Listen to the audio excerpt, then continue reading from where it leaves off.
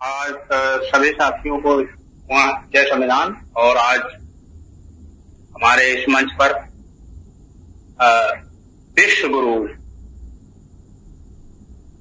महामानव तथागत बुद्ध के जीवन संघर्ष और उनकी शिक्षाओं पर चर्चा हो रही है। निश्चित रूप से विश्व के सबसे महान अब तक की ज्ञात सबसे महान व्यक्तित्व के जीवन संघर्ष पर हम लोग उनके जीवन, उनकी शिक्षाओं पर, उनके मार्गदर्शन पर चर्चा कर रहे हैं और बहुत कुछ सुनने समझने को मिला भी। आज हमारे इस विश्व गुरु के शिक्षाओं और उसके बाद के जो भी मनुष्य और मानवता के लिए अच्छी चीजें हुई, उन सभी का सार हमारे संविधान में, हमारे संविधान निर्माताओं ने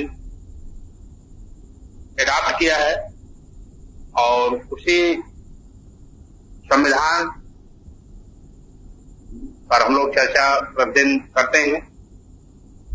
और आज का जो बिंदु है वो आर्टिकल 330 और 331 पर चर्चा करने के लिए और साथ साथ मंडल कमीशन की रिपोर्ट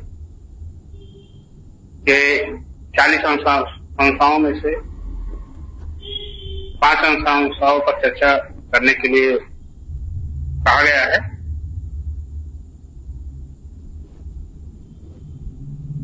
भारत के संविधान का अनुच्छेद 330 जो भाग 16 का पार्ट 16 का हिस्सा है, कुछ वर्गों के संबंध में विशेष हो।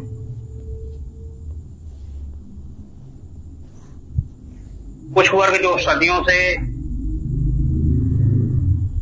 मुख्य धारा से पीछे ढकेल दिए गए थे, जिनको एक मानवीय अधिकारों से कई सदियों तक दूर रखा गया था, उनके लिए हमारे संविधान निर्माताओं ने इस भाग 16 में कुछ विशेष उपबंध की व्यवस्था की थी और उसी पर हम लोग चर्चा करते हैं। अनुच्छेद 330 पर चर्चा करने के पूर्व मैं चाहता हूं कि अनुच्छेद 331 जो छोटा है उस पर पहले चर्चा कर लेते हैं, तब 330 पर चर्चा करते हैं, क्योंकि उससे समय देख लेंगे। अनुच्छेद 331 लोकसभा में आंग्ल भारतीय समुदाय का प्रतिनिधित्व के विषय में है। अनुच्छेद 81 में किसी बात के होते हुए भी यदि राष्ट्रपति की यह राय है कि लोकसभा में आंग्ल भारतीय समुदाय का प्रतिनिधित्व पर्याप्त नहीं है, तो लोकसभा में उस समुदाय के 2 से अनधिक सदस्य नाम निर्देशित कर सके। हम जानते हैं कि लोकसभा में मैक्सिमम 550 स्थान सुरक्षित किए गए, 550 स्थान मैक्सिमम हो सकते हैं। और उस समय की परिस्थितियों में 545 स्थान अडॉप्ट किए गए और उस 545 में से 2 सदस्य आंग्ल भारतीय के होंगे जो नाम निर्देशित किए जाएंगे। बाकी 543 सदस्यों का चुनाव होगा। तो यह जो भी लोकसभा का हमारा चुनाव गतिमान है, इस चुनाव में 543 सदस्यों का चुनाव होता है और उसमें जो जिस दल का बहुमत होता है वो सरकार बनाता है। इस 543 में से केवल 2 सदस्य को चुनाव नहीं होता है, बल्कि राष्ट्रपति उसको नाम निर्देशित करता है। और ये 2 सदस्य कौन हैं? आंग्ल भारतीय समुदाय के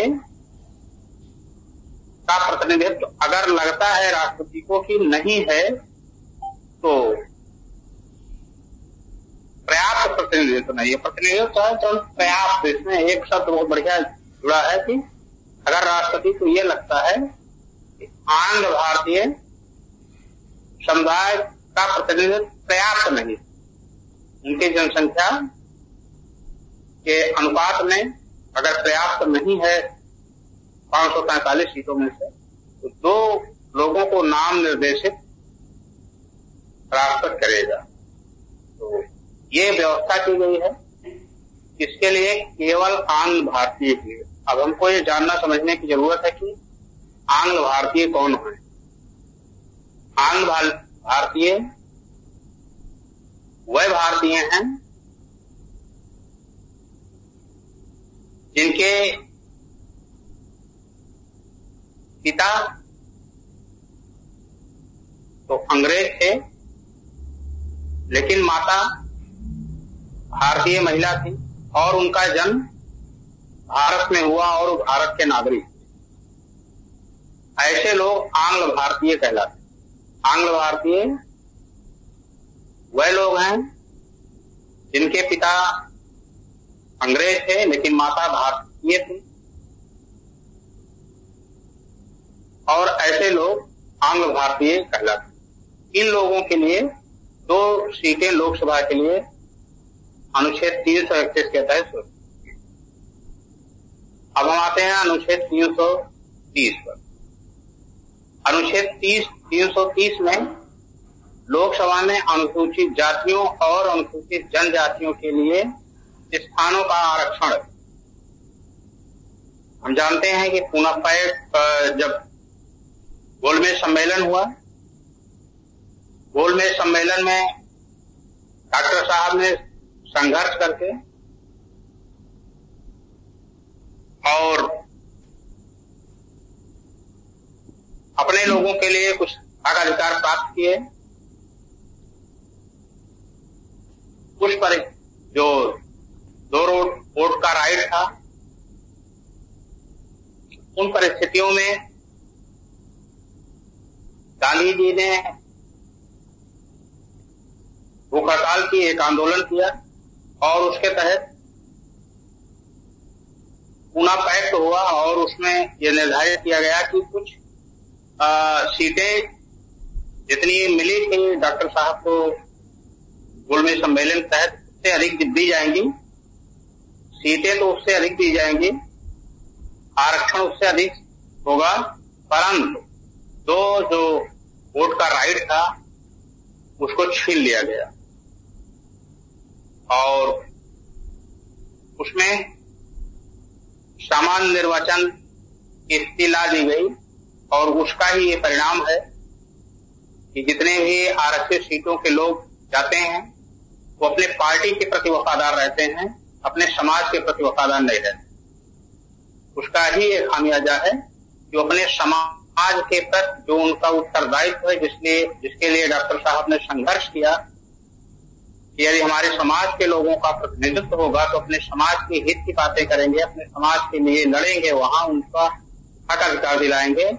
लेकिन ये जो पूना पैक्ट के परिणाम स्वरूप जो स्थितियां बनी, उसका ये परिणाम हुआ कि जो भी लोग चुने गए वो लाभ तो डॉक्टर साहब के संघर्ष का दिए, लेकिन वो अपने समाज के प्रति जवाबदेह न होकर अपनी पार्टी के प्रति जवाबदेह हुए और समाज का सबसे बड़ा अहित हुआ। आज हम जानते हैं कि हमारे संसद में 131 सदस्य हैं एसटी और एससी के, और यदि ये लोग चाहें तो कोई भी ऐसा कार्य संसद नहीं, कोई ऐसा कार्य नहीं कर सकती, कोई ऐसा कानून नहीं बना सकती जिससे कि पिछड़े वर्गों का हित हो। लेकिन क्योंकि ये लोग उस पूना पैक्ट के द्वारा जो हानि हुई उसका कारण कि अपने पार्टी के प्रति जवाबदेह हो गए और अपने समाज को दरकिनार कर दी, भले वो समाज के लिए उसमें प्रतिनिधित्व मिला है। और जब ये व्यवस्था हमारा संविधान लागू हो रहा था, उस समय संविधान सभा में चर्चा हुई थी। ये चीजें केवल इसलिए ही की जो राजनीतिक आरक्षण है ये 10 वर्षों के लिए होगा और 10 वर्षों में लोग इतने जागरूक हो जाएंगे अपने समाज के प्रति, उनको आरक्षण की आवश्यकता नहीं होगी। और इसी आरक्षण को लेकर बार बार लोग कहते हैं कि जो अन्य 3 क्षेत्रों में आरक्षण मिलता है, चाहे नौकरियों में हो, चाहे शिक्षा में हो, चाहे सामाजिक कार्यों के लिए जो सुविधाएं मिलती हैं उसके लिए हो, उस आरक्षण को भी इसके साथ जोड़ते हैं। ये हम लोगों में भी बहुत गलतफहमी होती है, बहुत सारे लोगों को जानकारी नहीं। केवल जो 10 वर्षों का आरक्षण की बात कही गई थी वो केवल राजनीतिक आरक्षण, किसी राजनीतिक आरक्षण की बात की गई थी, जबकि आप फंडामेंटल राइट में अनुच्छेद 16 में पढ़ेंगे तो फंडामेंटल राइट है लोक नियोजन में पर्याप्त प्रतिनिधित्व, तो फंडामेंटल राइट है, उसके लिए समय सीमा कोई नहीं। समय सीमा जो निर्धारित की गई थी 10 वर्षों की, वो इसी में की गई थी और इसमें बार बार संशोधन होते गए, उसकी डेट बढ़ाया गया ये राजनीतिज्ञों द्वारा, मतलब संसद द्वारा ही इसके डेट को आगे बढ़ाती गई कि नहीं अब कितने दिनों तक आगे रहेगा, इतने दिनों तक आगे रहेगा। तो ये व्यवस्था इसी अनुच्छेद 330 में। तो अब हम लोग देखते हैं अनुच्छेद 330 में क्या है। अनुच्छेद 330 का पहला, लोकसभा में अनुसूचित जातियों और अनुसूचित जनजातियों के लिए स्थानों का आरक्षण।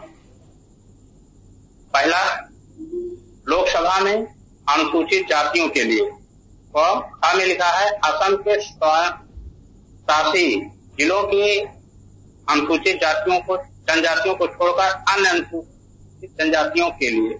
ये जोड़ा गया है 91 संविधान संशोधन से 1984 में। के जो असम के स्वशासी जिले हैं वहां के अनुसूचित जनजाति के जिलों को छोड़ करके अन्य के लिए है। ख है असम के स्वशासी जिलों की अनुसूचित जातियों के लिए स्थान आरक्षित रहेंगे, जिनमें है उन जनजातियां हैं जिन स्वशासी जिलों में, वहां की जनजातियों को छोड़कर अन्य अनुसूचित जनजातियों के लिए। और दूसरा है असम के स्वशासी जिलों की अनुसूचित जातियों के लिए स्थान आरक्षित है। असम की अनुसूचित जनजातियों के लिए स्थान आरक्षित रहेंगे। अगला है दूसरा, खंड 1 के अधीन किसी राज्य या संघ राज्य क्षेत्र में अनुसूचित जातियों या अनुसूचित जनजातियों के लिए आरक्षित स्थानों की संख्या का अनुपात लोकसभा में उस राज्य में या संघ राज्य क्षेत्र को आवंटित स्थानों की कुल संख्या के यथासाथ वही होगी जो उस राज्य या संघ राज्य क्षेत्र के संघ राज्य क्षेत्र या उस राज्य या संघ राज्य क्षेत्र के राज्य की अनुसूचित जातियों के जिनके संबंध में स्थान इस प्रकार आरक्षित है, जनसंख्या का अनुपात उस राज्य या संघ राज्य क्षेत्र की जनसंख्या से। मीन्स कितना स्थान होगा, इसके लिए जनसंख्या के अनुपात को तय कर दिया गया है। जैसे हम एक एग्जाम्पल लेते हैं, मान लीजिए उत्तर प्रदेश है जिसमें 80 सीटें हैं, तो ये 80 सीटों में 80 सीटों के लिए जो 80 सीटों का निर्धारण किया गया वो उत्तर प्रदेश की जितनी जनसंख्या है और अब उत्तर प्रदेश में जितने परसेंटेज में अनुसूचित जातियां हैं उसके अनुसार इस 80% का परसेंट निकाला जाएगा। मीन्स समानुपातिक जनसंख्या के अनुपात के आधार पर स्थान निश्चित होगा। कितने लोग होंगे, लोकसभा में कितने सदस्य होंगे, उस 80 में से जितने परसेंट उत्तर प्रदेश में जनसंख्या है उतने परसेंट एससी और एसटी लोगों के लिए स्थान आरक्षित होगा, उतनी लोकसभा की सीटें भी। अगला है तीसरा, खंड 2 में किसी बात के होते हुए लोकसभा में असम के स्वशासी जिलों की अनुसूचित जातियों जनजातियों के आरक्षित स्थानों की संख्या का अनुपात उस राज्य के आवंटित स्थानों की संख्या के उस स्थान से कम नहीं होगा जो उस स्वशासी जिलों के अनुसूचित जातियों की जनसंख्या के अनुपात में उस राज्य की कुल जनसंख्या से है। और इसका स्पष्टीकरण है इस अनुच्छेद में और अनुच्छेद 332 में जनसंख्या पद से ऐसी अंतिम पूर्ववर्ती जनगणना से निश्चित की गई जनसंख्या से है जिसके सुसंगत आंकड़े प्रकाशित होते हैं। और इसके बाद परंतु लिखा है। परंतु इस स्पष्टीकरण में अंतिम पूर्ववर्ती जनसंख्या के प्रति जिसके सुसंगत आंकड़े प्रकाशित हो गए हैं निर्देश का, जब तक कि वो सन 2026 के पश्चात की गई पहली जनगणना के सुसंगत आंकड़े प्रदर्शित नहीं हो जाते का अर्थ लगाया जाएगा कि 2001 की जनगणना के आंकड़े। इसमें कितने स्थान निश्चित होंगे इसका निर्धारण जनसंख्या के जो जनगणना होती है उसके आधार पर होगा। तो हम जानते हैं कि जनगणना हर 10वें वर्ष होती है। स्पष्टीकरण सेकंड में स्पष्ट लिखा है कि 2026 के बाद जो जनगणना होगी और उसके सुसंगत आंकड़े प्रकाशित हो जाएंगे, उसमें कितने % SC/ST की आबादी रहेगी, उतनी सीटें उसको उतनी सीटें वहां आवंटित की जाएंगी। इसके पूर्व क्या लागू होगा, जैसे आज की स्थिति में क्या लागू होगा, तो 2001 की जनगणना के अनुसार उसका निर्धारण किया जाएगा कितने लोग SC के और ST के होंगे। ये लोकसभा में इस राजनीतिक आरक्षण, लोकसभा और राज्यसभा में राजनीतिक आरक्षण के लिए व्यवस्था की गई है। और हम लोगों ने देखा, समझा, यह राजनीतिक आरक्षण की ही बात केवल 10 वर्षों के लिए जो बहुत सारे लोग ये विरोध करते हैं, मिसगाइड करते हैं लोगों को कि संविधान निर्माताओं ने उस समय केवल 10 वर्ष की बात रखी थी और ये बढ़ाए जा रहे हैं। तो केवल राजनीतिक आरक्षण की बात रखी गई थी और उसी को जो भी स्थितियां हैं, राजनीतिक दलों की जो भी मजबूरियां हैं, वो बढ़ा रहे हैं केवल राजनीतिक आरक्षण। लेकिन सबसे अधिक जो नुकसान हो रहा है हमारा और हमारे समाज का, वो नौकरियों में, शैक्षिक सेवाओं में और अन्य आरक्षणों में सबसे अधिक नुकसान किया जा रहा है। और वो अनुच्छेद 16 जो फंडामेंटल राइट है उसके तहत प्रदान किया गया है, उसकी कोई समय सीमा नहीं निर्धारित की गई। इस चीज को हमको अच्छे से जानना समझना होगा। और आरक्षण की जो व्यवस्था अनुसूचित जात, अनुसूचित जनजातियों के लिए डॉक्टर साहब के गोलमेज सम्मेलन में संघर्ष किए गए, लड़ के लिए गए अधिकारों के दौरान प्राप्त हुई। और जब हमारा संविधान बन रहा था उस समय जो SC अनुसूचित जाति और अनुसूचित जातियों से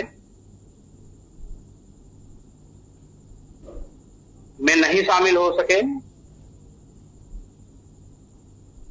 लेकिन वह भी बहुत उनके सामाजिक और